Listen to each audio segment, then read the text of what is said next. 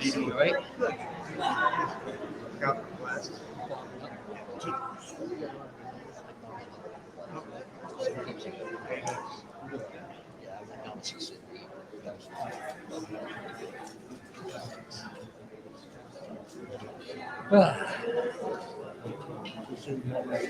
That is nuts.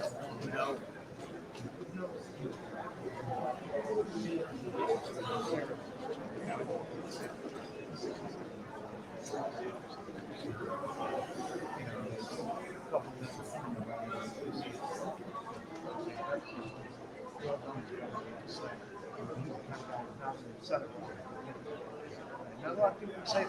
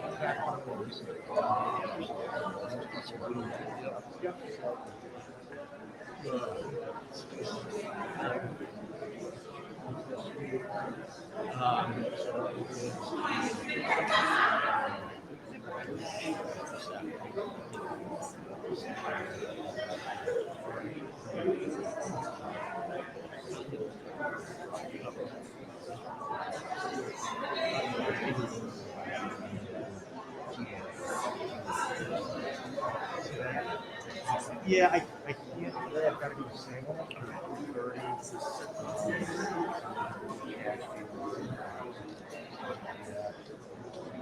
That's when that's done. I mean, I might be able to catch it. Yeah, let's check. Yeah, let's check. But I'll let you know. You have to go back to the office. If I do, it will just be the drop stuff out. I mean, I really can't go on record at that point anyway, so it doesn't matter if I draw it in like the next day.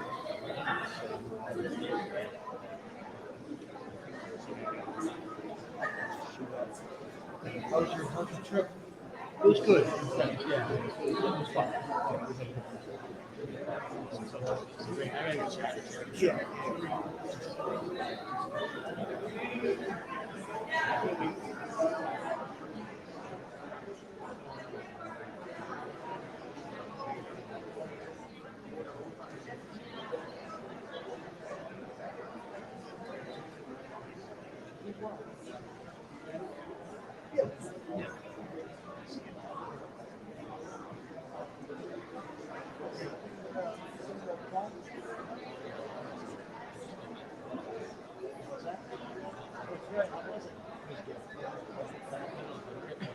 Well,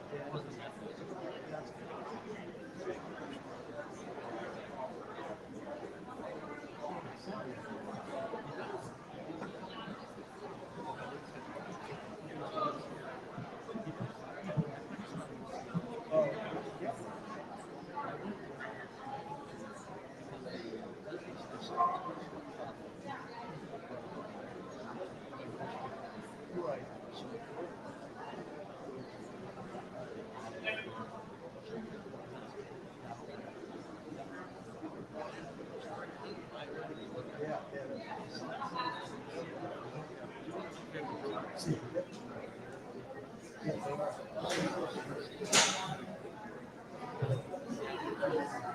and gentlemen, please, friends. Ladies and gentlemen, friends, can I have your attention a moment, please? Friends, those of you that are standing in the aisles, please take your seats. And with everyone's cooperation, there can be a minimum of conversation now, please. Please take your seats.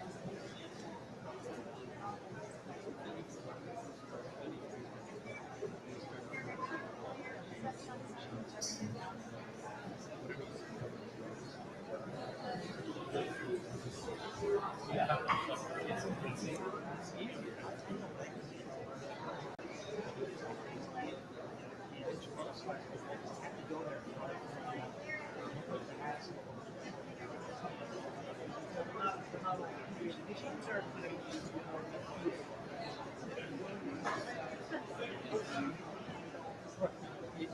hard.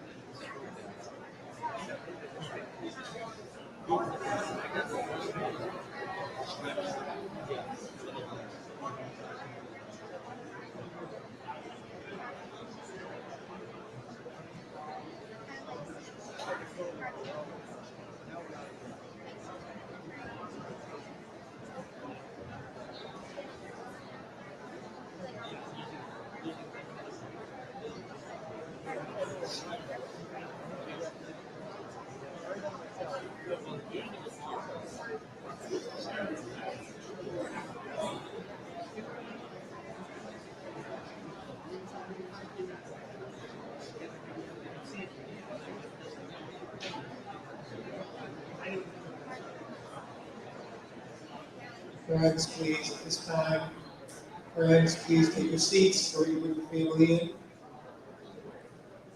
in. Friends, please, kindly take your seats so the family can walk in a moment. Would everyone please now ensure that all your cell phones are in an appropriate position? Those of you that will be going on to the cemetery and to the service, please go directly to your cars and wait for further instruction. When we get to the cemetery, just be patient. There is a parking lot there that has a lot of room. Hopefully, we'll get as many of you in as possible. And at the cemetery, please allow the family a modicum of privacy, please. You'll be able to see them immediately afterwards at Chabad and have the address in your handout. And at this time, I would ask everyone's cooperation, please, in refraining from all conversation.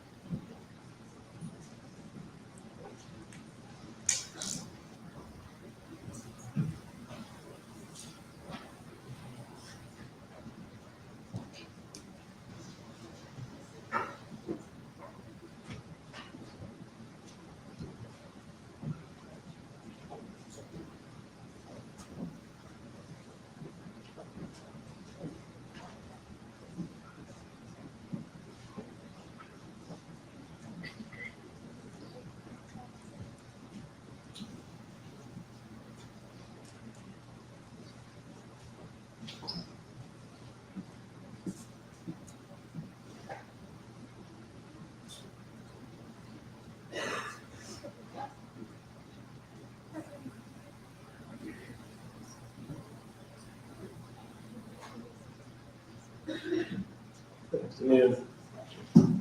What a gloomy day it is outside. What a gloomy day it is inside. No one could be here.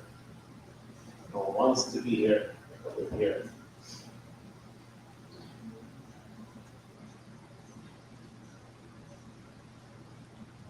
When Stephen called me late Monday night, I'll never forget that call for a lot of reasons. Number one, I just come to sleep around 12:30. Number two, I knew it wasn't good.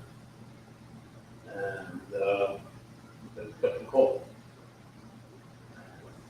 Not only that, there are moments in our life where we can recall the instances of where we exactly were at a time. It was a Challenger, 9/11, JFK. We know where we were, what we were doing, what we were wearing. Jeffrey, I'll never forget the call 15 months ago. Was Jeffrey. I was in my living room. I said, Rabbi, I said, Jeffrey, what's going on? He says, usually it's Baruch Hashem, everything's fine. Not good. Not good. I said, what's going on? Spoke to Gary, my brother. Brothers are just joined very, very tight. What a blessing. He just spoke. I can't get much closer. Just spoke with Gary. He just got a very bad prognosis from the doc. Shocking news. Please say prayers. He's going to need it. The Shana Rabbah on the calendar, and I was taken aback. Certainly, I don't think anyone, including Gary, expected that from me, right? And it was later after a long Shana Rabbah, the day of the sickness. Long service, Gary himself called. He was with Cindy at the hospital, saying, Gary, Rabbi, I can't believe it.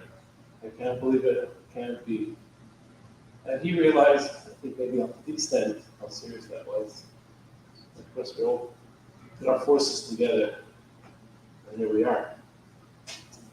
So, it's times like that that we turn to our faith, the moments like that, our tradition, that teach us how we get through difficult times. My strength, fortitude, our strength to carry on.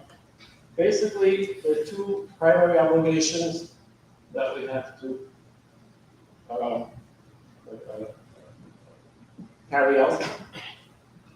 One is Kavod Hamet, honor and respect due to any human being who was passed on, regardless of his or her accomplishments and status in life. The other aspect is the family, Nicham Avelim, comfort the mourners, the concern of the mental health, spiritual well-being of the mourners, anything that they need that requires comfort them. We extend our condolences to Cindy, Baylor Jessica Israel, Jeff Rich, Michael and Jessica Singer, Ayala and Gabriel Singer, Chama, Avam Simcha, Moshe Lega, Kiva Perla, Ahuva, Ali, and Shmuel Tzvi Rich. With the brothers and sisters, Stephen, sister with brother Stephen, William Singer, Alan Singer, Robert Singer, Jeffrey, Rebecca Singer, Joey Michael, Sydney, Stephen and Wendy Singer, and their families. I oftentimes go through the Singer list in my head, and I always say, who did I do that? So I don't know anybody. We do extend our condolences to them,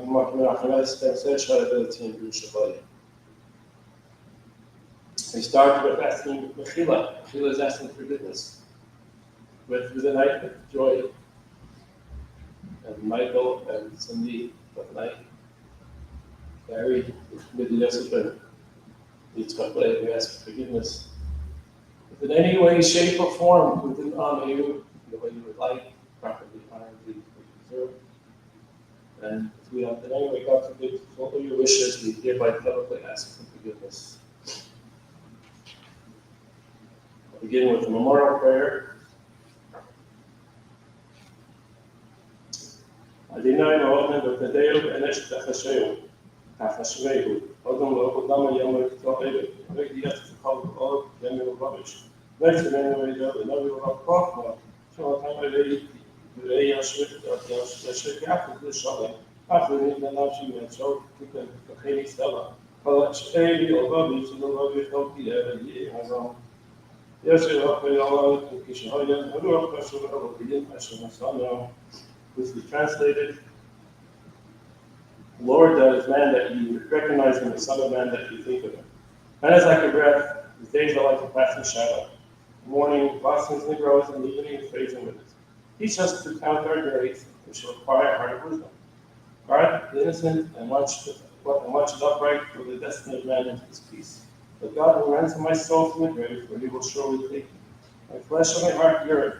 Rock in the heart that my portion is with God forever. The dust returns to the earth as it was, but the spirit returns to Almighty God who gave it. Ladies and gentlemen, I think whenever we come to situations like this, we think, like the famous elephant in the room. Why did bad things happen to good people? Why is there so much suffering? Why is there so much hardship in the world?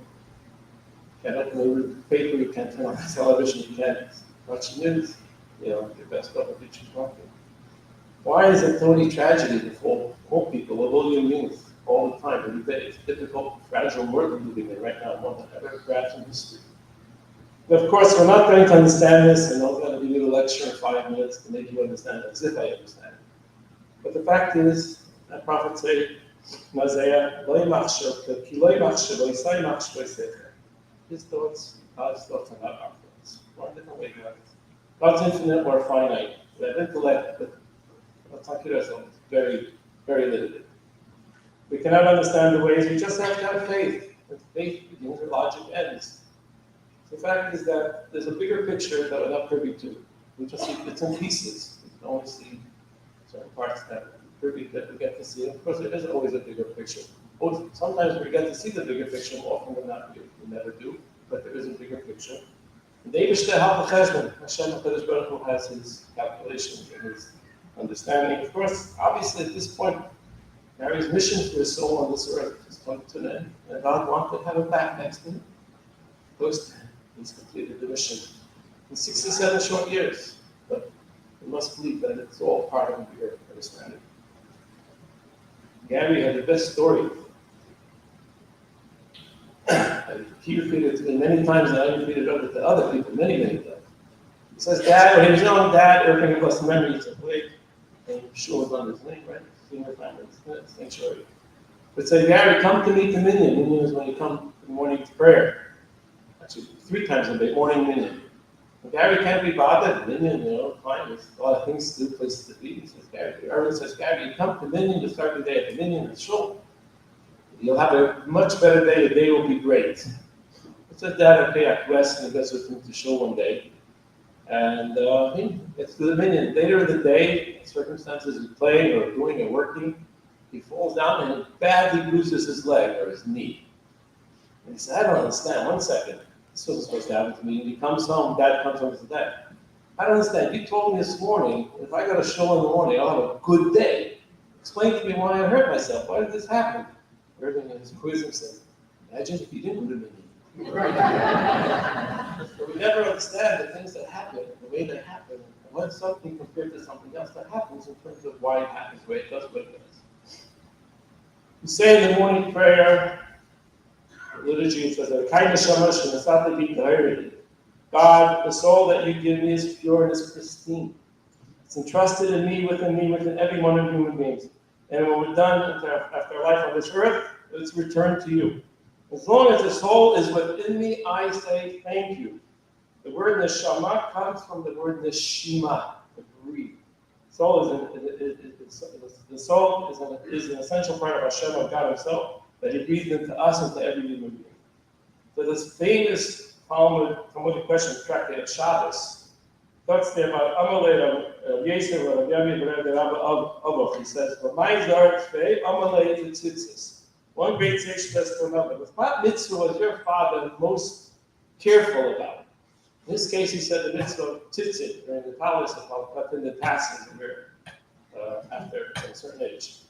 In this case, I think what mitzvah, perhaps of all mitzvahs, was Gary particular about, that was very meticulous about.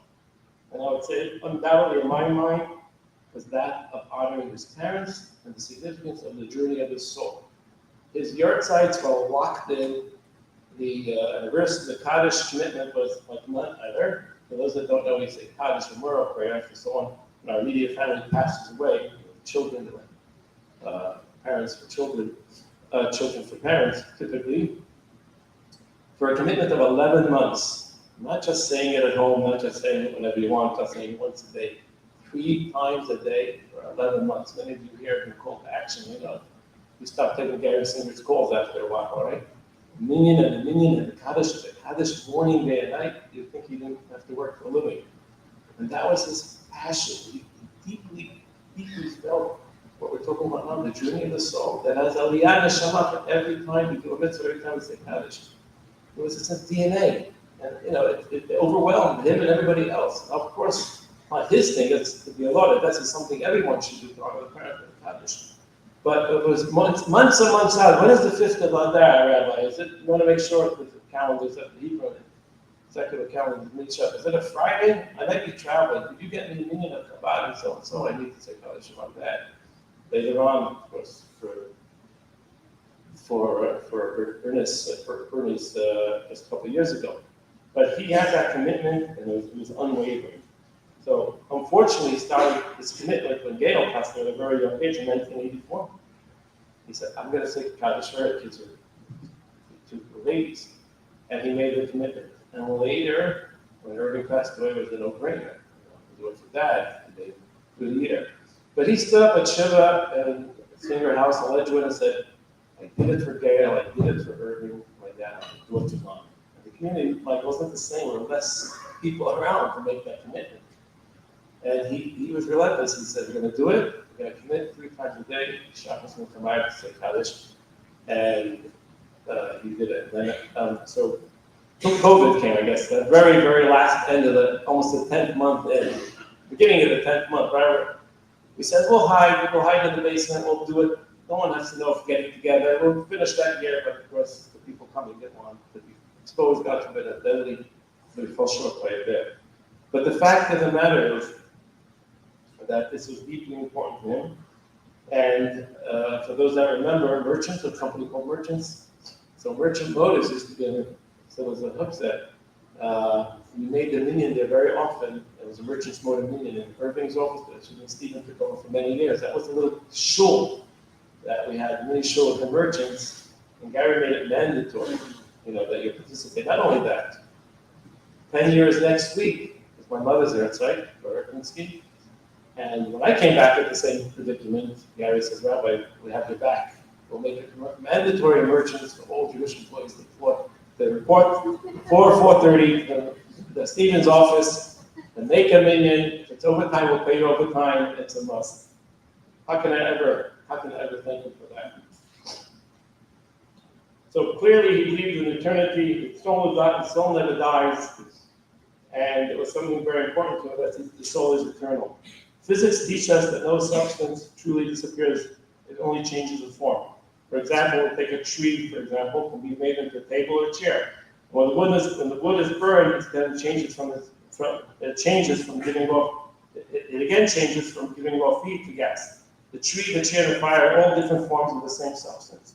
If this is the case with physical substance, how much more so is it with the spiritual, something spiritual? Spiritual life in man, the spiritual life force in man, the soul never disappears. Life upon a change, life upon a set, it changes from one form to another, and even higher, more sublime form. While the soul is elevated to higher force, it remains painful for the loved ones who can't feel or see that journey, and so therefore we grieve only more on the loss of the connection. But the fact of the matter that the soul is at a higher level, and more sublime or spiritual level right now, it continues, it never disappears. It's something that we believe is fundamental teaching in Kabbalah and day-to-day Jewish practice, and certainly was the case very much for Gary, and that's why he respected those days and the importance of Kaddish, and to say the question, saying in honor of that person. In Kohelet, it says, living shall take to heart. It's very important that this is a quote that we live by. It might sound selfish, but in honor of the person who's passed away, gives us the opportunity to examine our very own lives. That reminds you to think about, think and appreciate the most important things in your life. Remember the things that you love, things you want to accomplish, things you have to accomplish during your life. Hey, how his family and friends treated each other. You can always grow strength and get through the different grief and emotions that we're going through. And jolt yourself out of apathy and continue on his legacy. It's very, very hard to move forward at this point, but we have to learn from the examples and things, and many stories of which now I understand there's a lot of speakers. I'm going to really keep it shorter.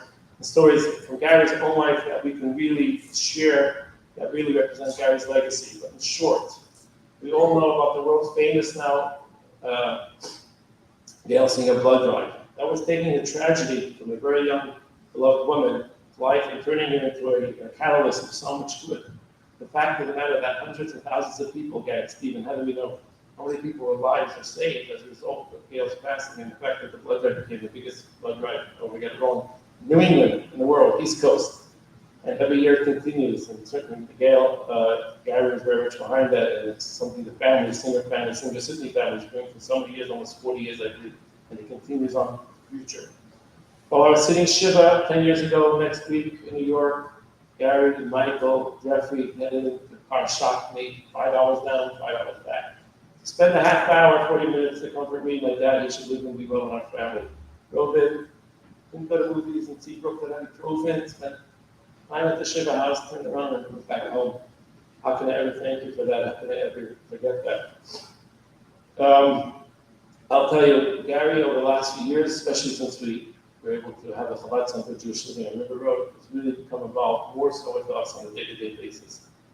At the conclusion of Shiva for Mom, he presented me with a very, very large charitable donation, He says, it's for all the work we continue to do here in New Hampshire and outreach we do. And that tzedakah is certainly something that was very deeply meaningful.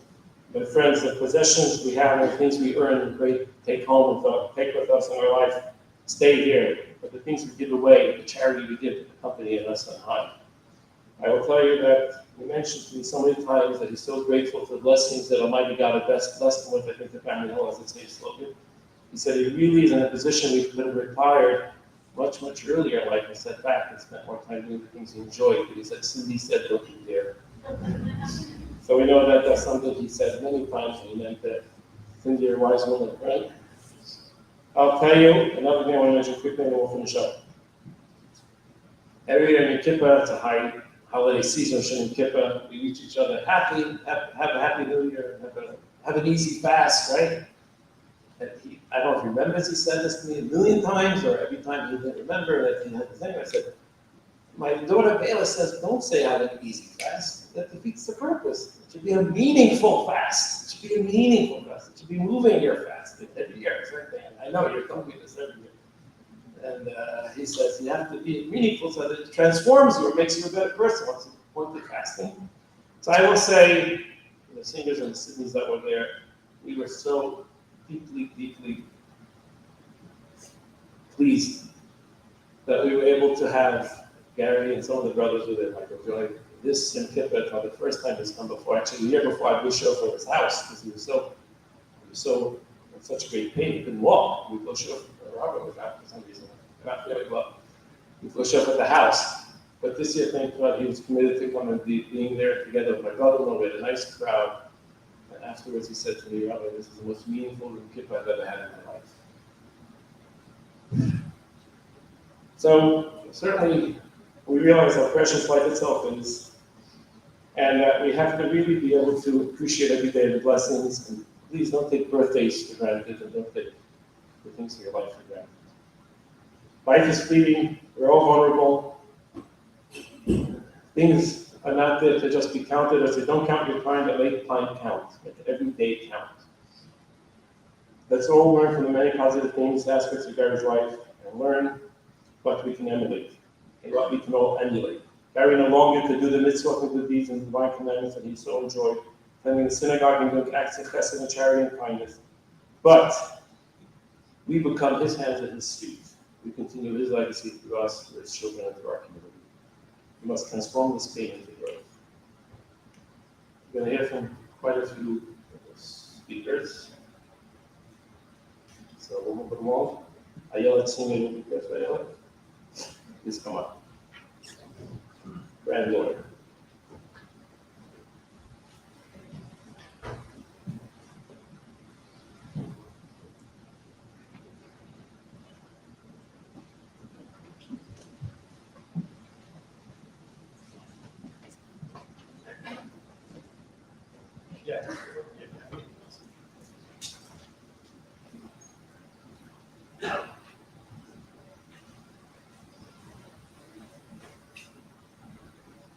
With her hair, with a big smile across his face, Gramps was a strong guy, so cheery with a bounce in his step. When Gramps came over to our house to babysit Bobby and I, he would tell the joke and wait for our laughter. The joke would always be,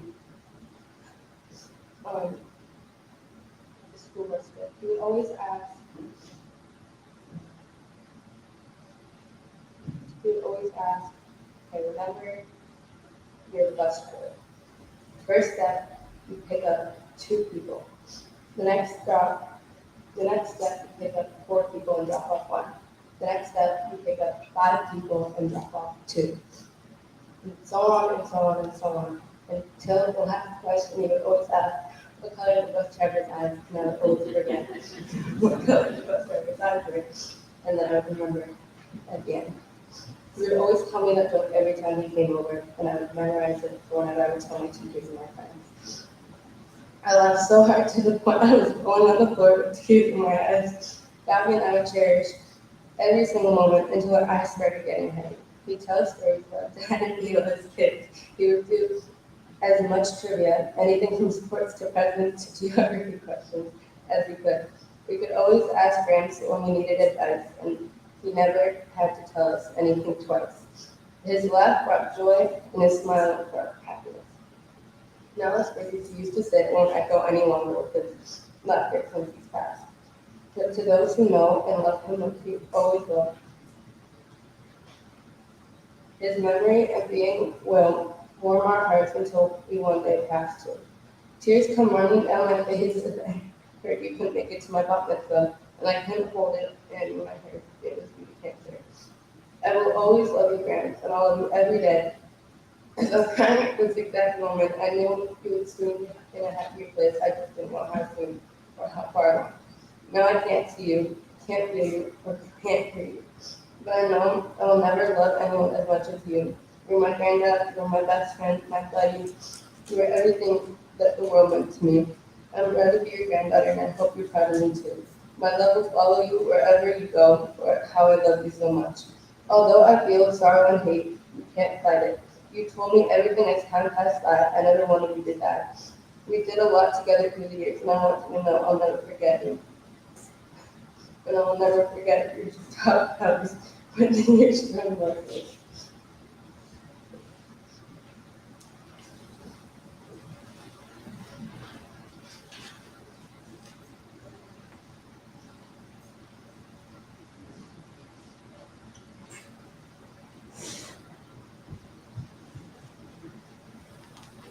And here from your son-in-law, Dr. Yisrael Rich, please. Welcome.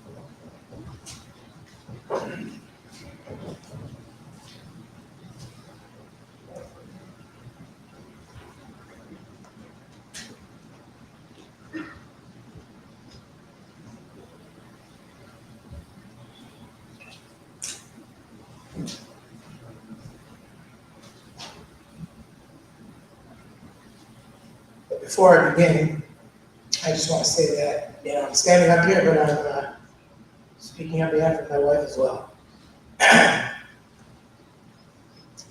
Just want to begin with a few thank yous. I apologize in advance if I leave anybody out. Okay, thank you to all the doctors and the nurses at Manchester Hospital and the Dana-Farber Institute for all you did in taking care of my father-in-law.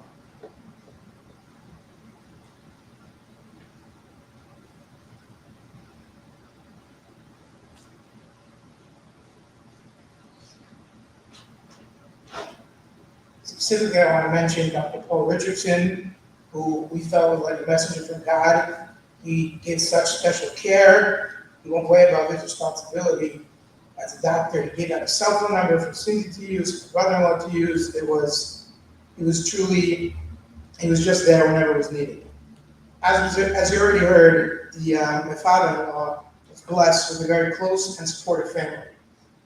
Whether it was Robert and Alan's daily check-in phone calls, or Stuart and Stephen often making the trip from out of town just to spend the day, or Jeffrey just being the best friend that he was for the past 67 years, I said to my wife, I can't remember a time where I spoke to my father-in-law over the past year plus where Jeffrey wasn't there or Jeffrey had just been there. Michael Sidney was like a brother, not a brother-in-law. And Joy, she was more than a sister, she was kind of like a mother. They always opened their home, and specifically during the past few months, they continued to give to my father-in-law whatever he needed. To my brother-in-law, Michael, we're in Passaic, New Jersey. We're a few hundred miles away, and you took the burden of being a son. You gave us constant updates. We knew you'd be there to support that. Even with your own busy life, you made sure to carve out the time to give him what he needed. And last, to Cindy, a thank you is not enough for what you did. You stood by his side during the hardest of times. There are many times where my father-in-law said with a smile, Cindy, she watches me like a hawk. Cindy, she's like a doctor, she's a pharmacist. She just knows everything.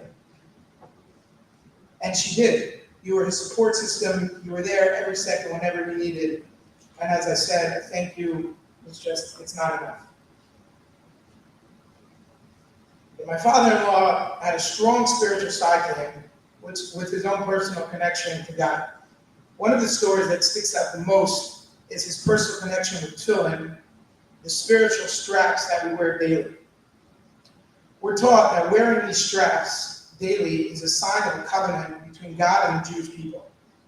My father-in-law took this commandment very seriously. I still remember a little more than 20 years ago, the first time he told me that since his bar mitzvah, he only missed tefillin twice in his life. Once as was mentioned, on the day Gail passed away, and then on the day his father passed away. In those days, in Jewish law, we're not allowed to wear the spiritual straps. And I thought to myself, when he said it to me first, I'm like, you gotta be kidding me. I don't know that many people in this room, present company, I don't know that many people that didn't miss a day of tefillin since their bar mitzvah. But he took this so seriously. His connection to this covenant was very strong. All Jewish holidays carry deep meaning. Our rabbis teach us to find a personal connection to these days. For many years, on the holiday of Sukkot, when my in-laws would host many guests each night of the holiday, I always remember my father-in-law calling me with a special excitement in his voice to tell me that Cindy was beginning to build the sukkah. Now, anybody knows Cindy had to build the sukkah because that was not something that my father-in-law was going to do. And if you were ever there when it was being built, Cindy had contraptions and hooks, but it was a labor of excitement for them. They looked forward, the two of them, to hosting all those people. And my father-in-law would call me daily to tell me what food was being served that night and to ask me if I agreed with the thought that he was going to share about the holiday. Who could forget the Passover Seder? As the night drew to a close, and the time to sing the final song of the night, Chad Gadya, named Chad Gadya, arrived, my father would stand up like the leader he was, and he would give out instructions to who would sing which paragraph. And I don't know how that happened, but no one argued. My father-in-law called your name, you stood up and you sang. And then it came to the final paragraph. I also don't know where this custom came from. I'm not sure that it's necessarily based in Jewish law. But he stood up, and with a big smile, he would try to say the whole thing in one breath. It was his excitement. It was like a love. He had such excitement to do these mitzvahs. And as Rabbi Krinsky already mentioned, but I wrote it, so I'm not straying from my speech today.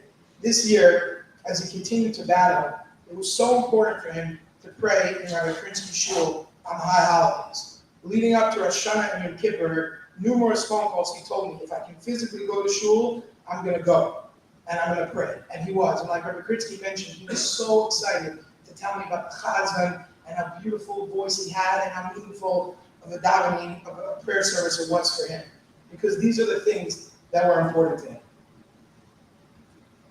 My father-in-law loved to give. Giving to others just made him happy. If he planned a surprise gift for you, he usually called you before the surprise came because he couldn't hold back his excitement. And once you got the gift, it was so special for him to hear how much you enjoyed it. We all know that my father-in-law, he appreciated a good steak. And the amount of times that he would send me a special thing that he thought was important, he would ask me, how did it taste? How did you cook it? And, to me, the details were important to him, not because he cared how you liked your steak, because he wanted to hear your experience and share in the happiness that it brought. My children often collect for different charity organizations. And whenever they would call my in-laws, they were always happy to give. My father-in-law would often call my wife or myself later and tell us how happy he was to participate in the grandchildren fundraising for charity. But again, this wasn't just a phone call, I'm a grandpa, could you give us money? It was, sure, we'd love to give you money. We'd love to participate in this because he knew that it made them happy.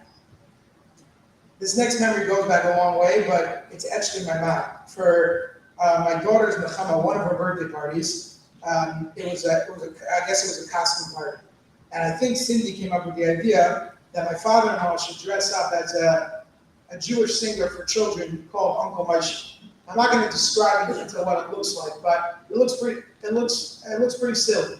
He's a grown man and he's wearing a white shirt with black sleeves with a big M in the middle and a funny hat with a big M on top. And he walked in like he would walk into a room, as everybody knows. When he walked into the room, you knew he was there. And he walked in and he's just like smiling, and I'm looking, thinking, I cannot believe he's dressing up like that. But he did it because with Cindy, they came up with the idea it would make Nechama really happy if he would dress up like Uncle Moshe. My father-in-law would often quote Jewish things he learned from high school in his days at MTA. His Jewish pride was very strong. My wife and I always felt how proud my father-in-law was of the way we chose to live our lives. He would always tell people, my son-in-law's a rabbi, my daughter, she's so religious, their children. It brought him a happiness to know that we were happy in the way we chose to live our lives. And I know that he got this from a young age. As Rabbi Krinsky mentioned, but I have to say it, my father-in-law would always say, coming from his father, if you start the day with the day of prayer, it's going to be a good day.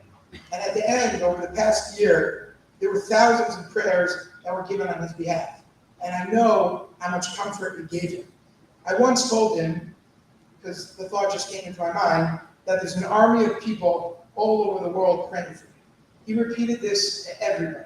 He loved to know that there were people who were taking their time to pray to God on his behalf, and he always told me he felt so protected. We cannot ask the question, what happened to those prayers? And I'm not going to give the answer, because like Rabbi Krinsky said, sometimes the answer is difficult. But we must always remember that the hundreds upon thousands of prayers that were given on his behalf were not wasted. Each prayer had a tremendous impact way beyond our understanding. By brother-in-law's permission, I would like to close with the following story. This past summer, we had the opportunity to all be together as a family in New Hampshire, and as we were sitting, eating outside the Chabad house with Rabbi Krinsky, my father-in-law was speaking something about the mitzvah, the commandment of tefillin, the spiritual straps, which, as I said before, he loved and was so proud of. And he turned to my brother-in-law, And in a loving way, he said, like, Mike, come on, what's gonna be? You gotta get into this commitment daily. And he said to him, Michael, I'm asking you on my behalf, as a merit for me, I want you to start putting on the tefillin, the spiritual straps daily. So Michael, like I mentioned, the good son that he was, he told his father he would do so, and that was a commitment that Michael joined. Many people did things over the past year in merit of my father-in-law. In Judaism, we believe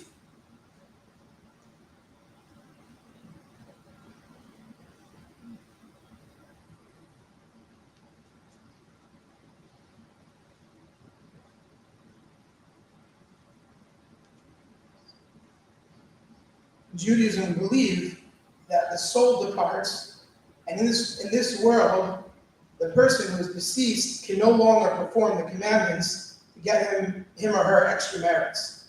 But the one way to get those extra merits are for the people who are still living to send pekalach, to send packages to the deceased who is in the next world. All of us can continue to perform the things we did in the memory of my father-in-law today, tomorrow, and in the weeks and years to come. And through that, we will give him the greatest gift of sending his soul higher and higher for the things we do in his memory.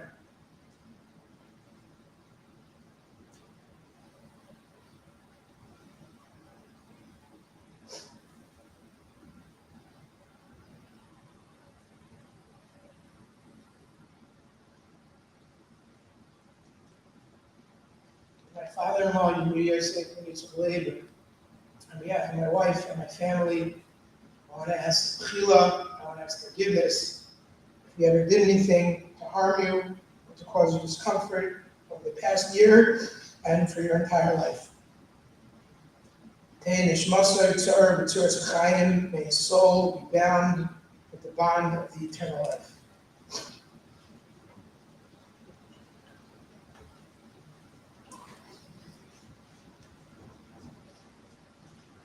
I hereby call up brother Michael Sidney.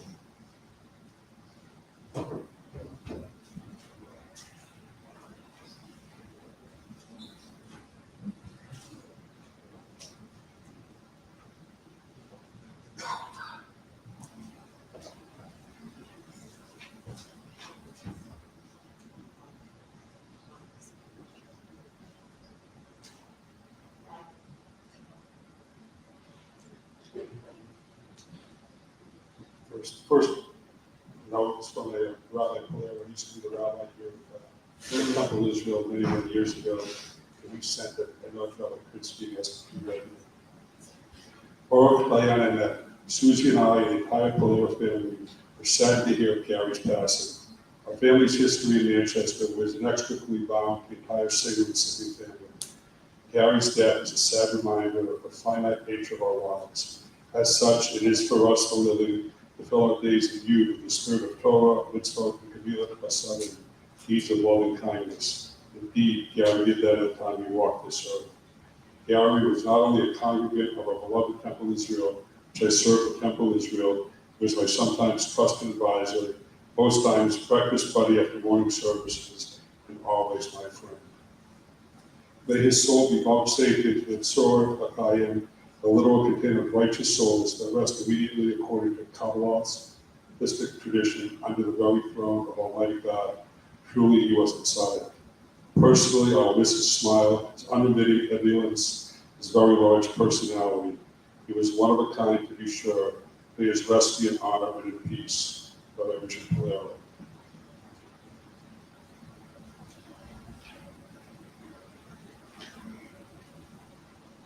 Words of the now of my wife Joy.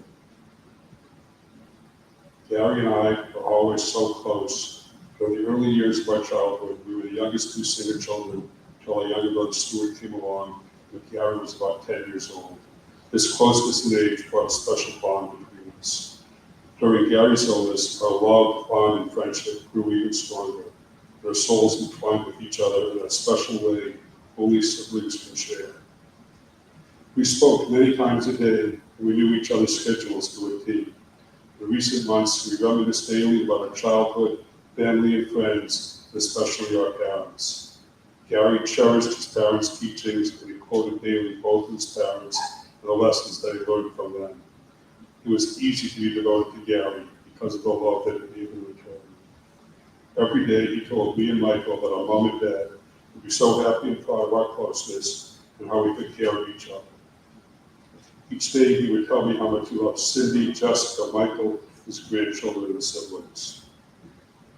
During childhood, our closeness took a different tone. Gary loved to antagonize and tease me.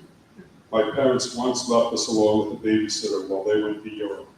Gary told our babysitter, Mrs. Ringwald, that my favorite food was hot dogs and baked beans. The food that I probably detest the most.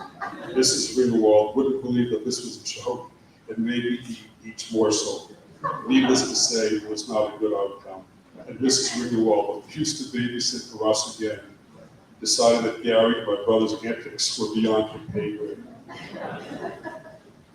Anyone who knew Gary could probably see the story happening even in his adulthood. He had a zest for life.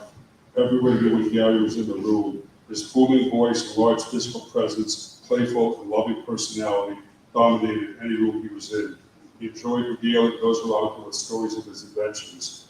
I have so many memories of the times that we sat around the dinner table, hearing about Gary's adventures while laughing so hard, tears ran down our face. I hope to find comfort in the good times that we spent together. We were together this past Rosh Hashanah and Yom Kippur and celebrated the holidays together at Chabad. Gary loved his service there. But Gary, comfort was found in his faith and love of Judaism. Since his bar mitzvah, he would pray 3 times a day, even while undergoing his treatment. Gary's faith in God and his traditional Jewish practice helped him navigate his journey through life with both the good times and bad. I admire that this faith never wavered. Gary, words alone cannot describe the void you were leaving in my heart and in our lives. But our lives were richer, filled with more love and laughter as we were parted.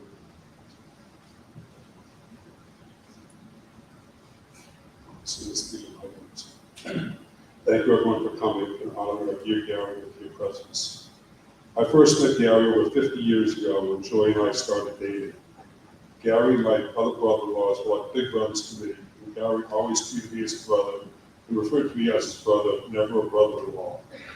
We worked together for almost 40 years, and sat next to each other each day at the office. We experienced a whole host of events together, from daily business meetings to world-class sporting events, but nothing with Gary was ever mundane. He brought humor to every meeting, and many of the sporting events happened to coincide with visits to a casino, which was not a coincidence.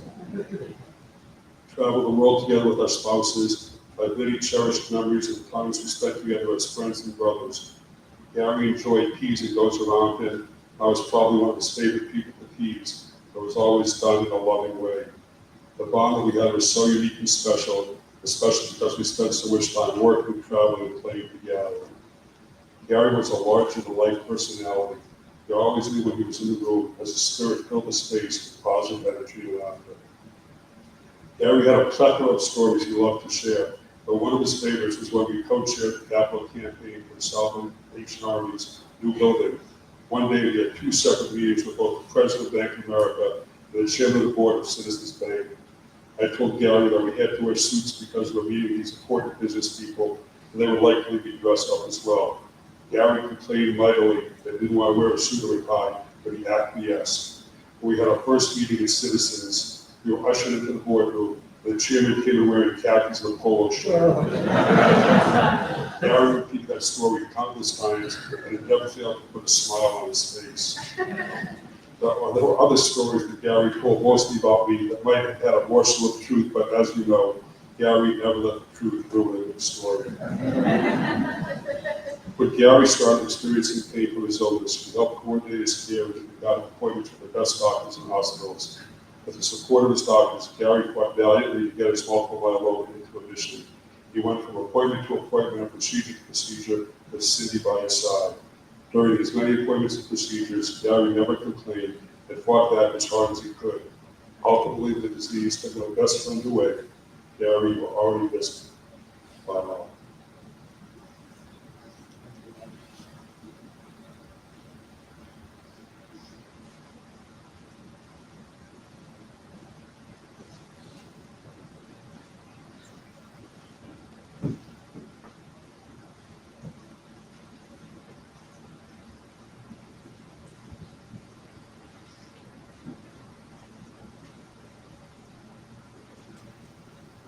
Now we have one of the nieces, Jeffrey or Rebecca, go ahead, Erica.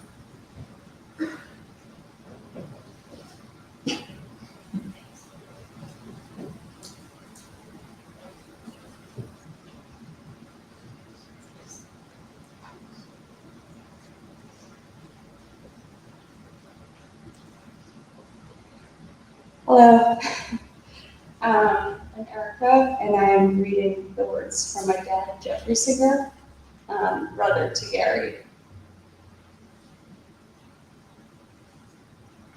I always called Gary Moore, and he always called me Maya. This was because my Hebrew name is Yeshaya, which was too difficult for him to say as a little kid. Moore was because as a child, he loved watching the Gary Moore Show. Over 65 years later, this is what we still call each other. Gary was born in 1955 and was 2 years younger than me. He was the 5th child born in our family. He was always outgoing, mischievous, and with an infectious smile and sense of humor everywhere he went. From the day he was born, our lives were always intertwined. There was rarely a day or week that would go by that we didn't see each other. Some days we would speak up to 10 times a day on the phone.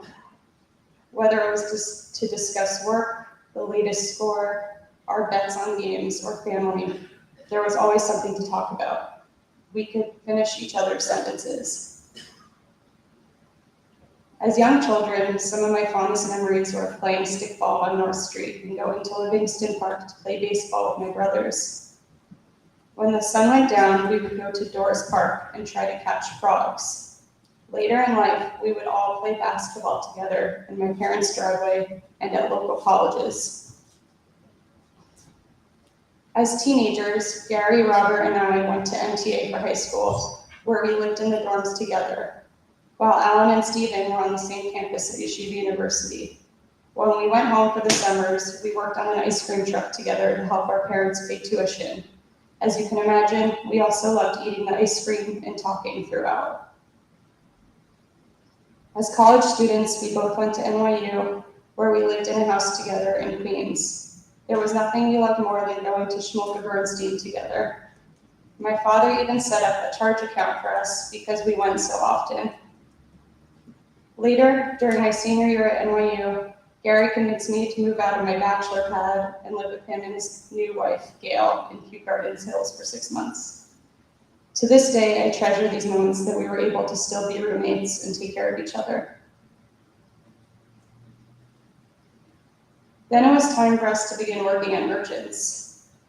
Our first job there was during college. I was a junior and Gary was a sophomore. We worked as buyers purchasing cars from rental companies like Hertz, Avis, and National Car Rental. After college, we both started working for Merchants full-time in New Hampshire. Gary started in 1976, a year after me. Our first job was running errands for the company. We got our first pay raise when Michael, or little Michael as we called him, was born. Good thing, because we really needed it. Even though we moved up in the ranks over the years, we continued to keep our desks and eventually offices as close to each other as possible. And just like 2 kids together in the last 10 years, I would make us peanut butter and jelly sandwiches for us to eat. I would have mine for breakfast, and Gary would have his for a little pre-lunch. As you all know, Gary loved his food. He took a lot of pride in his meticulous menu planning with the butchery for our board meetings, and we were always grateful to partake alongside him. We continued to work alongside each other for nearly 50 years, with Stephen, Alan, Robert, and my brother-in-law, Michael. It was truly a blessing working and running a family business.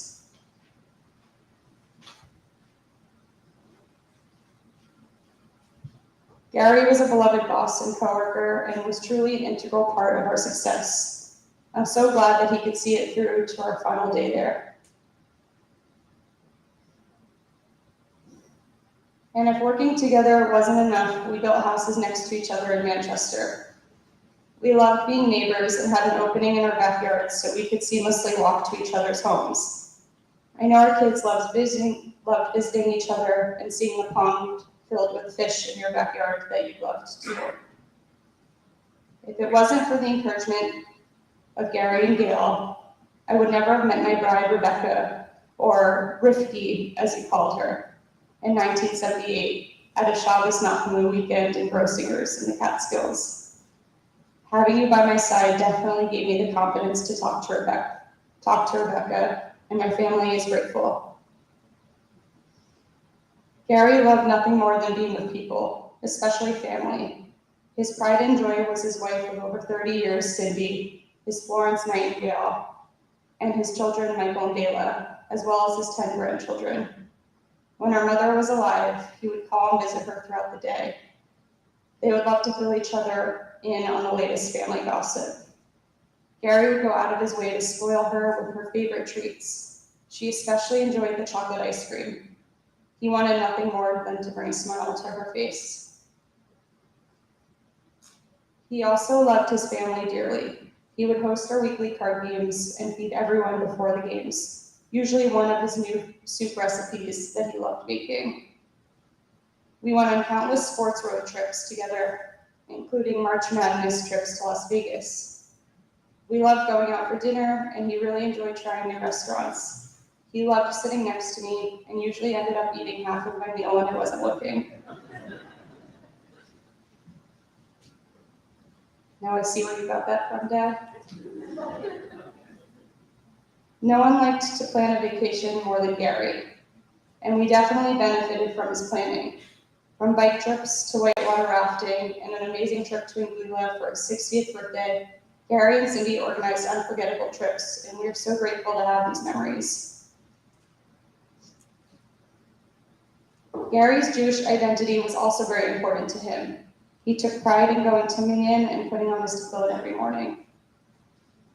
Even when he was very sick, Rabbi Krinsky set up a tent for him to attend shul outside on Rosh Hashanah and Yom Kippur. I know Gary was very appreciative that he could still partake in the minyan, even with his condition. He looked forward to our annual Passover trip. He was notorious on the Passover programs for ordering multiple gefilte fish platters for his appetizer. All the kids looked forward to Gary finishing off the Seder with his version of Chad Gadya. The next morning during shul at the Hashkama minyan, Gary would love to review how much everyone ate at the meal and what he was looking forward to at his next meal.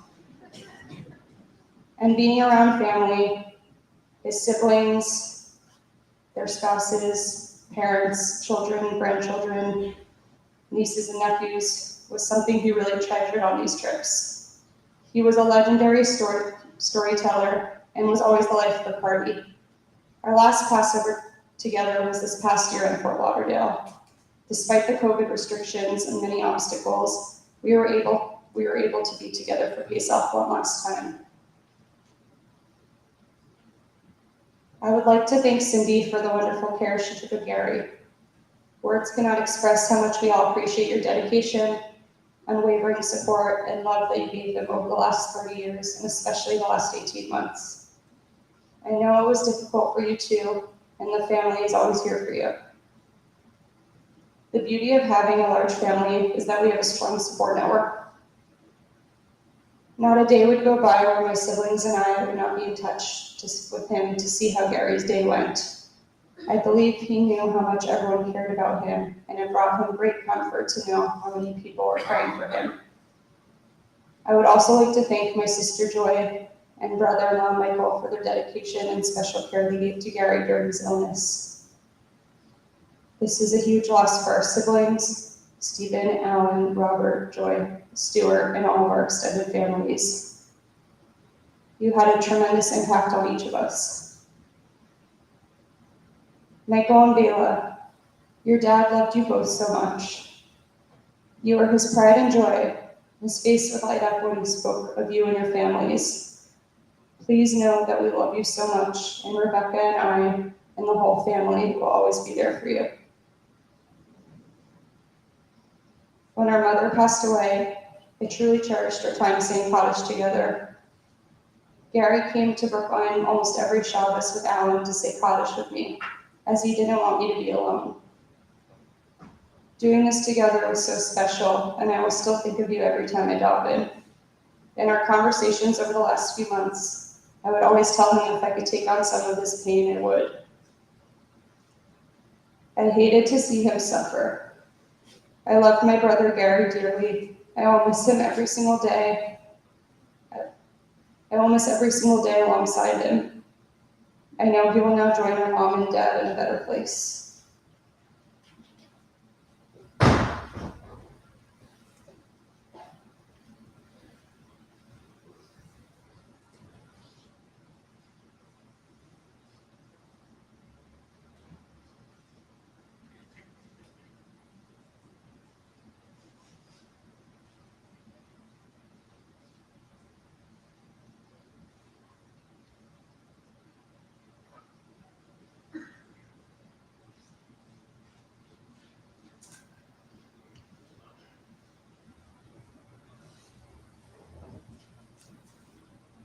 I think our final speaker will be Gary's favorite son, Michael.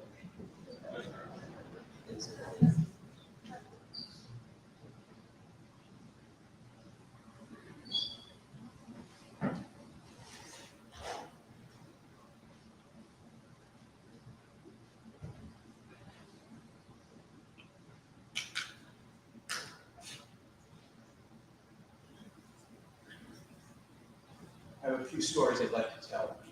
Before I get to them, just keep in mind they are all true stories. For those that don't know, my father would start most story with a true story, with the words true story. And to be honest with you, about 5–10% of it is probably true. I really don't know where to begin, because if I could stay up here for a few hours, it wouldn't be enough. How do you distill my father's life and the impact it had on my own down to just a few minutes? I guess it makes sense to start with the beginning, or at least the beginning from what I remember. I have very few memories and recollections of my mom and dad. I barely remember the sound of her voice, and I don't have any specific story or event I can even tie to her. Ironically enough, though, I do have the last gift she ever gave me. It was a soccer ball I needed for a summer at St. Anselm Sports Camp in Manchester. What else I remember about that camp is that Dad sat me down on his bed on the morning of July 22nd, 1984. I was 8 and he was only 28. Man, I remember what my life was like when I was 28, and I can't imagine how he did it. He sat me down, and honestly, I can remember the words almost verbatim. He sat me down and he said, "You know that Mom was sick. Well, she got sicker during the night, and in the morning she died." I'm not sure if that's the exact quote, but in my version of one of the most defining moments of my life, that's what he said.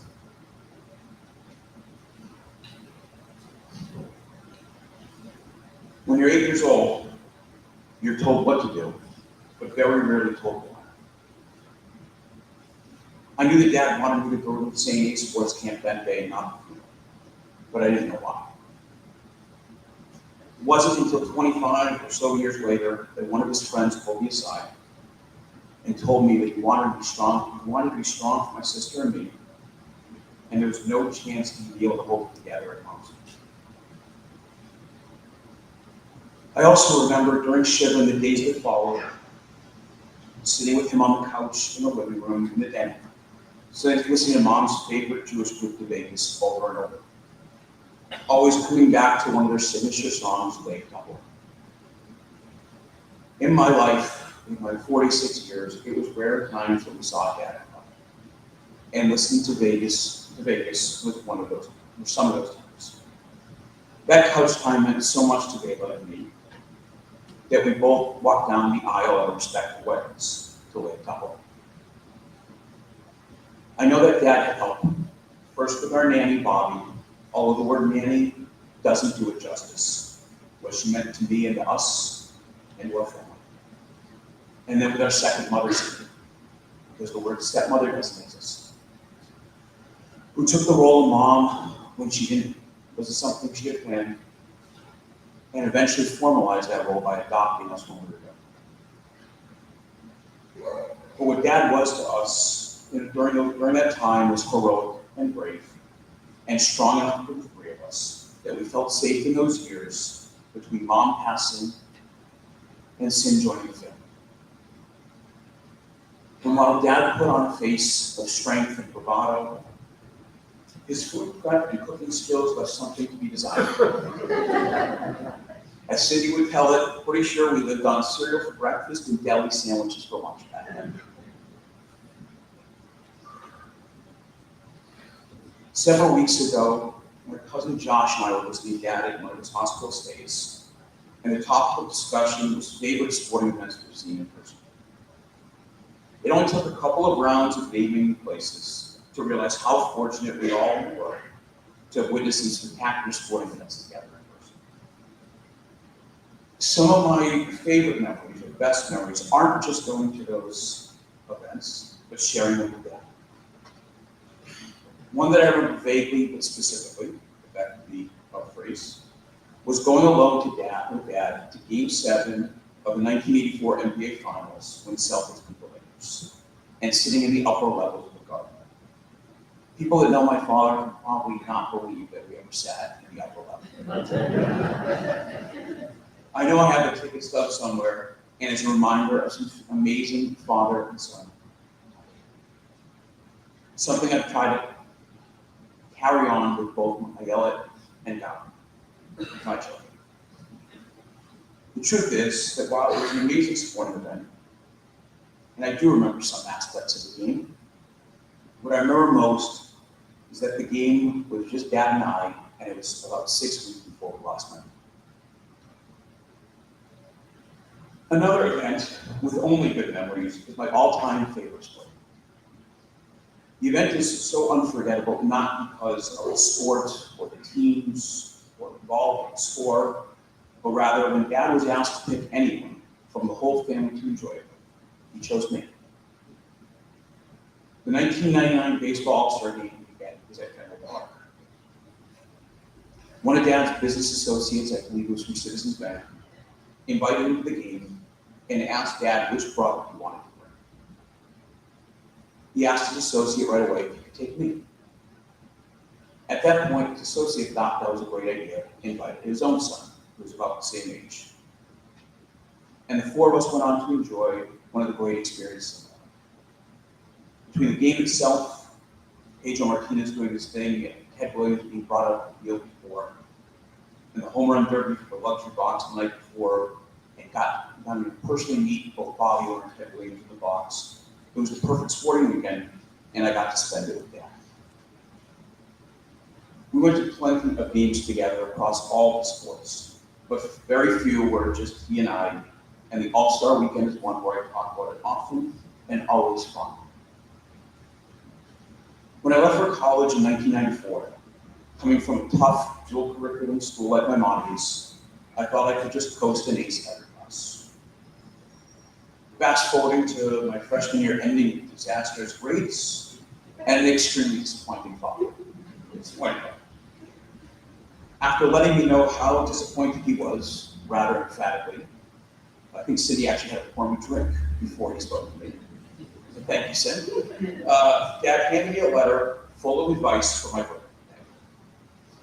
I probably would have preferred a car, but the car would have been long gone by now, and I still have the letter. While the letter itself is great, the meaning behind the letter is even better and more valuable.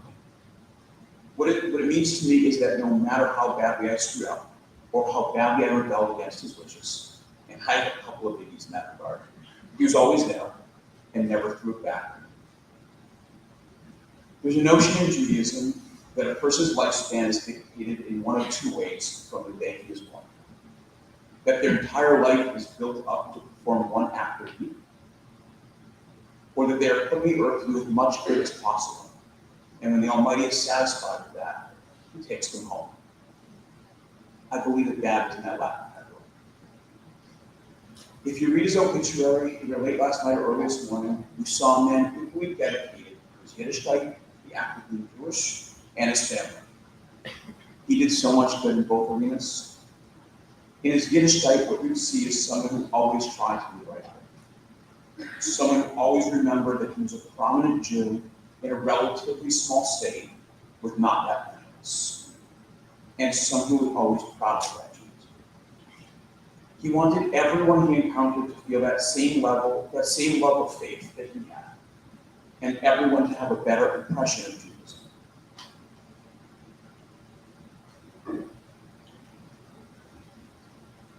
With regard to family, Dad had this amazing ability to always want to keep the family united, moving in one direction. In Hebrew, we use the phrase shalom bayit, which literally means peace in the house, but more abstractly means keeping the family happy and together. To Dad, there was nothing more important than keeping the Singer family together and moving in the same direction, sometimes even at the cost of his personal opinions and desires. Like Grandpa before him, he believed that a strong, close-knit family can and will accomplish anything. With the Almighty's help and guidance, I believe Dad kept the family together through ups and downs, tragedies and celebrations, and I believe we are all better off as Jews and as a family as a group. I believe that after 67 years of doing just that, in the Almighty's eyes, he did enough to earn the eternal rest he is now enjoying.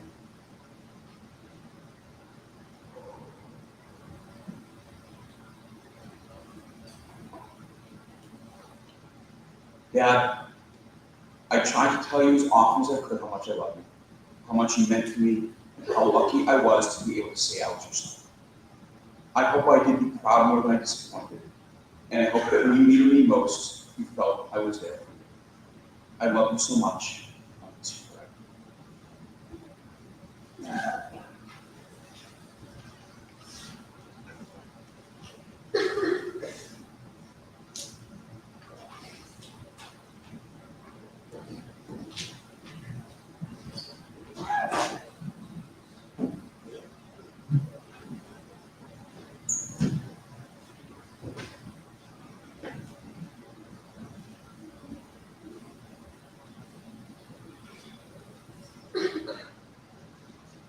Cindy's gonna say a few words. Thank you very much. You're very patient, Cindy.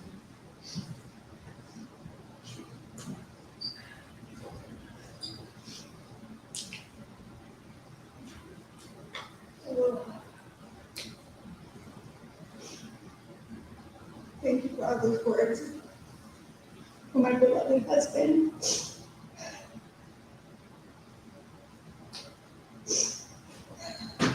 Everybody knows the person that he was every day, inside and out.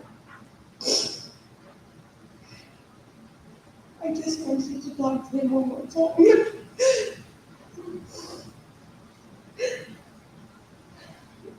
And we spoke yesterday.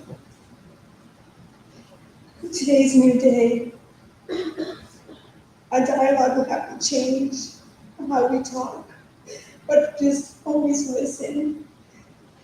Because every day when we talk, 38 years ago, November 7th, we had our first date. I don't know what 38 times 365 is, 14,000, 15,000 days. And you have dialogue with the same person, and then now they're not, I guess, talking back. Maybe this is a good thing. I can just sit where I want. So, he always told me that, honey, when I'm gone, you'll miss the things that bug you about me. Like, I was trying to think what those were. Like, I don't know, the hair on the bathroom floor. If I just cleaned the sink, I'm not really sure, but I will look forward to those things that bug me. We will talk every day. I will talk, you will listen. You're the greatest man ever. You always made me feel the most loved and cherished. And I am blessed to have that love from you each and every day, without wavering, without question, without judge. And you made me a better person. I will miss you so very much. I spoke to Dr. Richardson, your oncologist, last night.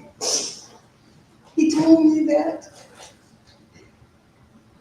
He understands that you're such a spiritual man, that the Lord said, come with me, because you're not going to win this fight, and you don't need to suffer anymore. And those are the words from Dr. Paul Richardson. I will hold those words and try to find some solace. You will have less pain. And hopefully, however this works, when you go where you go, that you see your parents and Gail and loved ones. And I just want you to know I have your mom's pin on. I thought you would like that. I thank you all. We're all blessed to have Gary in our lives, and me especially. Thank you.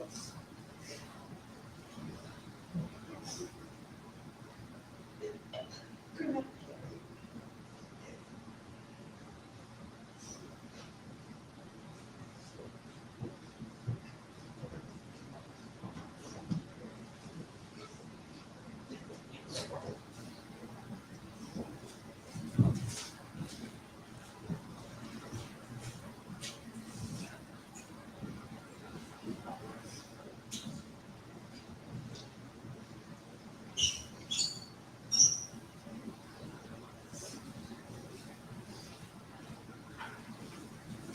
Thank you for those powerful words indeed. Tournament.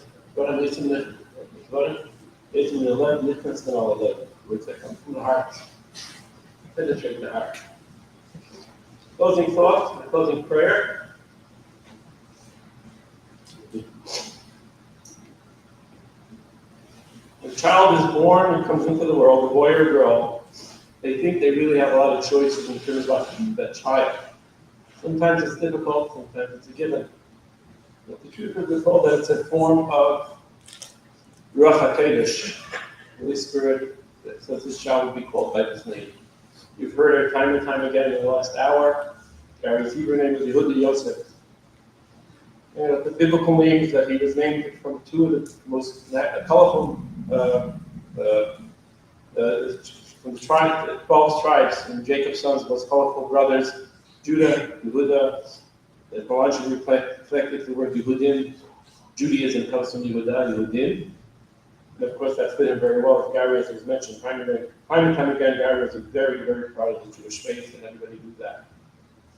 Second name was Yosef. Many of us are familiar not Yehuda, but Yosef. Joseph is a technical grim coat, right? Joseph in the Bible. Yosef HaTzadik was dear to his parents as well. Joseph went through a lot of trials and tribulations, many ups and downs, and their area is told again in the book of Genesis. But when all is said and done, Joseph was there, he didn't take revenge, he was there for his brothers. That's the sister, actually. The sister.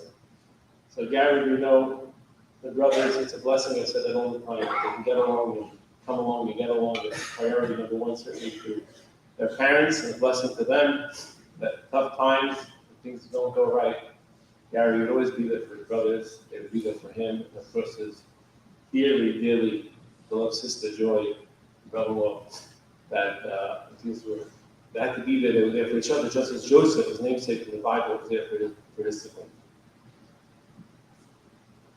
This week's parsha, we're going to finish off with Chayei Sarah. We read about Father Abraham, Avraham Avinu, determining to buy purchase a place, a gravesite for the beloved wife Sarah. We're told that it's the first official transfer of property that the Torah tells us about, like real estate purchase. Abraham is determined to find the proper burial place on the earth for his wife Sarah. He makes a transaction with people in the Machpelah, and he actually gives them the 400 mounts of money, so it should be a dispute later years as to who has the rightful owner of it. I'm buying it outright, don't do any favors, his kesed, he just gives up the money. This has been the practice from the times of the biblical times till the very day. We now are going to head to the cemetery. We'll be waiting for us for the final mitzvah that we can gather on this birth. Jewish cemetery is located on Beach Street. It says in Genesis, from dusk you are, and to dusk you will return. If you have the handout, we're going to conclude the service with Psalm 23.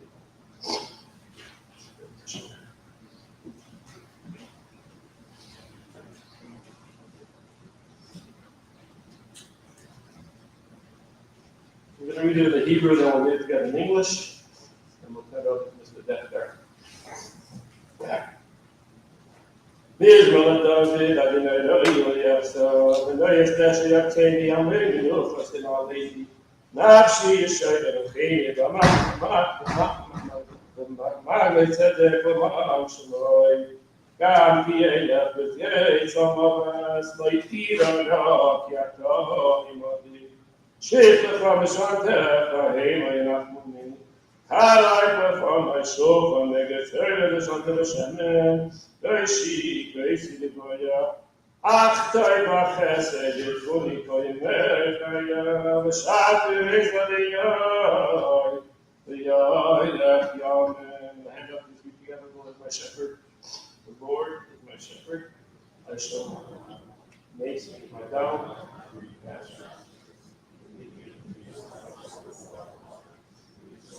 So,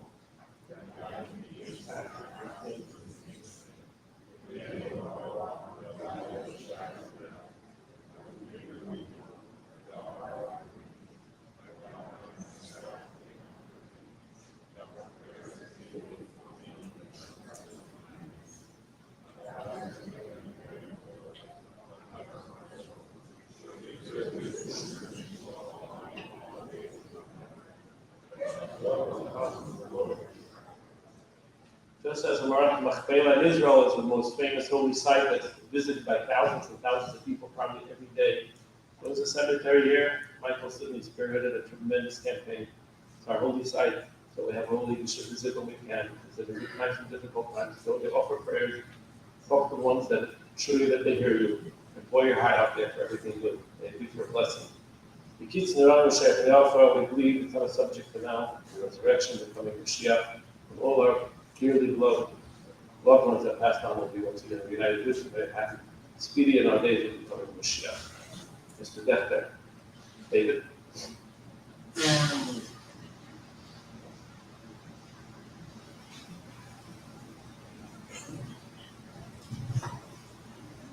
Call David Defter.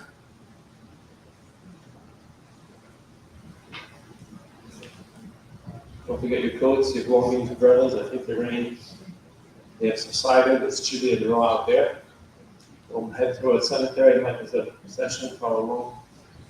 So I know that a lot of people going. Just be patiently follow the directions that will be given outside. Following the cemetery, everybody's welcome to come back to the Spot Center at 123 River Road in Manchester to spend more time, personal time with the family.